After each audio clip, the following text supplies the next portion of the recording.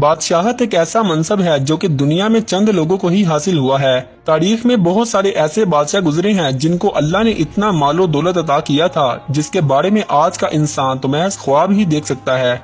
اتنے زیادہ مال و دولت نے ان کی آنکھوں میں غرور کا ایسا پردہ ڈال دیا کہ وہ خدائی کا دعویٰ کر بیٹھے، جن میں نمرود اور فرعون جیسے بدبختوں کا نام سر فہرست آتا ہے۔ لیکن دوستو، تاریخ گواہ ہے کہ خدائی کے ان جھوٹے دعوے داروں کو اللہ نے ایسی عبرتناک موت کا نشانہ بنایا جس سے دنیا آج بھی عبرت حاصل کرتی ہے۔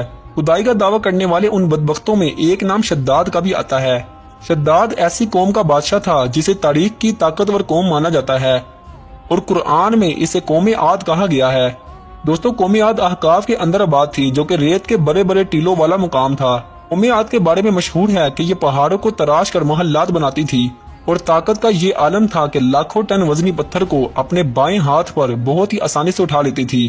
دوستو، قوم عاد کی طاقت کے بل پر شداد نے اپنے ارد گرد کے بادشاہوں کو اپنے زیر کر لیا تھا اور اسی طاقت کی ہوس میں اس بدبخت نے خدائی کا دعویٰ کر ڈالا۔ دوستو، اس قوم کی ہدایت کے لیے اللہ تعالیٰ نے حضرت ہود علیہ السلام کو مبعوث فرمایا۔ حضرت ہود علیہ السلام شداد کے محل میں جاتے ہیں اور اس کو اللہ پر ایمان لانے کی دعوت دیتے ہیں۔ یہ سن کر شداد نے کہا کہ اگر میں تمہارے خدا پر ایمان لے آؤں تو مجھے کیا ملے گا؟ تو حضرت ہود علیہ السلام نے فرمایا کہ تم پر جنت واجب ہو جائے گی۔ دوستو، جنت کا نام سن کر شداد نے کہا کہ آخر یہ جنت کیا ہوتا ہے؟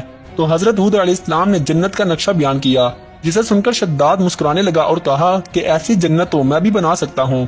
دوستو، شداد کے اس کفر و شرک پر حضرت ہود علیہ السلام نے اس کو بہت سمجھایا، لیکن اس بدبخت نے جنت بنانے کا باقاعدہ اعلان کر دیا اور اس کام کے لیے اس نے اپنی سلطنت کے بہترین کاریگروں کو مدعو کیا۔ دوستو، شداد نے اعلان کیا کہ جب تک جنت کی تعمیر مکمل نہیں ہوتی تب تک وہ جنت میں اپنا قدم نہیں رکھے گا۔ دوستو، جنت کی دیواروں کو سونے اور چاندی کی اینٹوں سے تیار کیا گیا۔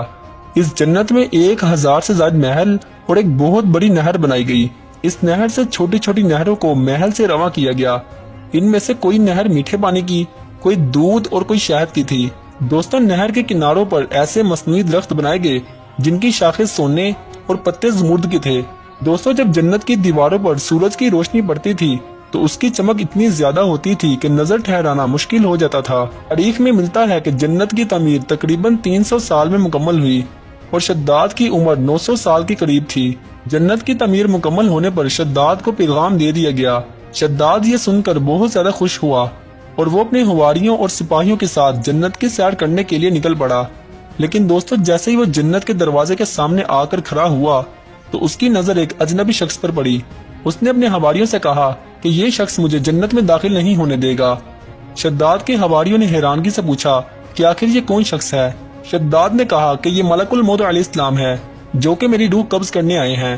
دوستو، شداد ملک الموت علیہ السلام سے کہتا ہے کہ مجھے میری جنت میں قدم رکھنے کی مہلت دی جائے، جس پر ملک الموت علیہ السلام کہتے ہیں کہ مجھے اس کی اجازت نہیں ہے۔ دوستو، پھر شداد کہتا ہے کہ مجھے گھوڑے سے نیچے اترنے کی مہلت دے دو، تو ملک الموت علیہ السلام کہتے ہیں مجھے اس کی بھی اجازت نہیں ہے اور شداد کی روح قبض کر لیتے ہیں۔ اور پھر حضرت جبریل علیہ السلام ایسی خوفناک چیخ مارتے ہیں جس سے شداد کی جنت ریت کے اندر دھنس جاتی ہے اور شداد کا لشکر بھی اسی میں غرق ہو جاتا ہے۔ دوستو، مفکرین کا کہنا ہے شداد اور اس کے لشکر کے تباہ ہونے کے بعد وہ شہر بھی لوگوں کی نظروں سے اوجھل ہو گیا، لیکن اس شہر کے آس پاس رہنے والے لوگوں کا کہنا ہے کہ ہمیں رات کو ایک ایسی چمک محسوس ہوتی ہے جو کہ ہم نے پہلے کبھی نہیں دیکھی تھی۔ دوستو، اس بات کے قوی امکان ہے کہ وہ روشنی اسی شہر کی ہے۔ تو دوستو، آپ کو ہماری ویڈیو کیسی لگی ہمیں کومنٹس میں ضرور بتائیے گا۔ ملتے ہیں نیکسٹ ویڈیو میں، تب تک کے لیے اللہ حافظ۔